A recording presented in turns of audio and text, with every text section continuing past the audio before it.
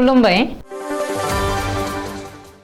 बे समाव बड'लेण्ड इंखं टेलिभिजननि स्टुडिय'आव आं मिथिका नार्जारी। दिनै मोनाबिलिनि गाहाय रादाबफ्राव दङ। अंकिता दत्तखौ लानानै कंग्रेसनि गेजेराव दुंहाव थासारि। गुवाहाटी रेल स्टेशनाव 130 केजि गांजा हमदों।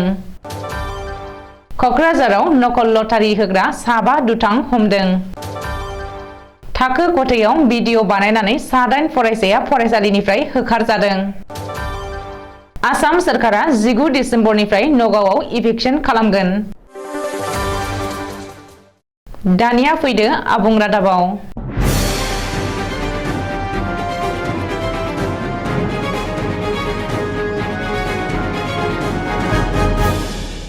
लाइमोन कंग्रेसनि आफादगिरि अंकिता दत्तखौ लानानै कंग्रेसनि गेजेराव दुंहाव थासारि। मानोना लाइमोन कंग्रेसनि आफादगिरि अंकिता दत्तआ दिनै गावनि मासि एंगारनायनि बाथ्रा। लाइमोन कंग्रेसनि आफादगिरि अंकिता दत्तआ कंग्रेस दोलो नागारनो फोसावनायनि बिथा खालामनानै कंग्रेसनि गेजेराव दुंहाव थासारि सोलिफुदों। मख'नो गोनांदि अंकिता दत्तखौ लाइमोन कंग्रेसनि आफादगिरि मासिनिफ्राय बोखारसिगोन होननानै मैया कंग्रेसआ फोसावदोंमोन। ओरैहाय गावखौ लाइमोन कंग्रेसनि आफादगिरि मासिनिफ्राय बोख्लायसिगोन होननानै फोसावनायनि उनावनो अंकिता दत्तआ कंग्रेस नागारनो हुमखि होदों आरो गावजों लोगोसे माखासे दैदेनगिरि सोद्रोमाफोरखौ लानानै कंग्रेस नागारगोन होननानैबो फोसावदों। ओरैहाय अंकिता दत्तआ कंग्रेस नागारनो फोसावनायनि सायाव फिनजाथाय होदों एपिसिसिनि मावफुं आफादगिरि आरो एमएलए कमलकिर दे पुरकायस्थआ। आरो अंकिता दत्तनो दासिमबो मासिनिफ्राय बोख्लायनाय लाइजाम दोलोनिफ्राय हरनाय जायाखै।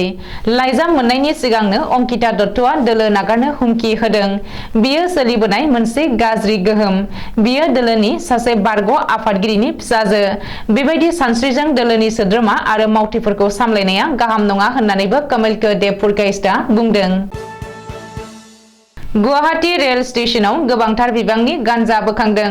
रेलवे रैखाथि बिफाना दिनै फुङाव गंसे रेलगारिनिफ्राय 130 केजि गांजा बोखांनो हादों। रिपर्ट बादिब्ला रेलवे रैखाथि बिफाना दिनै राजधानी एक्सप्रेस रेलगारिनिफ्राय आयेन बेरेखायै लाबोखोमानाय 130 केजि गांजा बोखांनो हादों। बबेखानि बोखांनो हानाय गांजानि बेसेना गोसोम बाजाराव खमैबो 15 लाख रां जागोन होननानै आन्दाज खालामनाय जादों। रिपर्ट बादिब्ला सुरां फालांगिरिफोरा बे गांजाखौ स्मागलिं खालामना डिमापुरनिफ्राय बिहारसिम लांनो नाजादोंमोनब्लाबो गुवाहाटी रेल स्टेशनाव रेलवे रैखाथि बिफाननि जेयाव नाङो। नाथाय बे जाथायजों लोब्बा लानानै सासेबो स्मागलारखौ हमनो हायाखै। अब्लाबो रेलवे रैखाथि बिफाना बिनि सायाव नायबिजिरनो जागायदों। नोंथाङाबो हरसेनि गेजेरावनो दोहोनि जानो लुबैयो नामा? एबा नोंथाङाबो लटारि टिकेट लायो नामा? जुदि लटारि टिकेट लायो, सांग्रां जानायनि सम फैबाय। माखासे दुथांफोरा लटारिनि मुङाव रायजो राजानिफ्राय लाख लाख रां थगायनो थाखाय जे सादों। बिटिआरनि सदर क'क्राझाराव बेबायदि जाथाय जानाया सोराङाव फैदों। मिथिनो हानाय बायदिब्ला क'क्राझाराव लटारि खेला होनायनि मुङाव सानैसो दुथांफोरा रायजो राजानिफ्राय लाख लाख रां लुथिदों। सानैसो दुथांफोरा काउनिया भाषा लोखि मन्दिरनि मुङाव नकल लटारि खेला होनानै लाख लाख रां लुथिनायनि अजद थिखांदों। बेबायदि नकल लटारि खेला होनायजों लोब्बा थानाय साबा दुथांफोरखौ क'क्राझार सदर पुलिसआ हमनो हाबाय होननानै खौरां मोन्दों।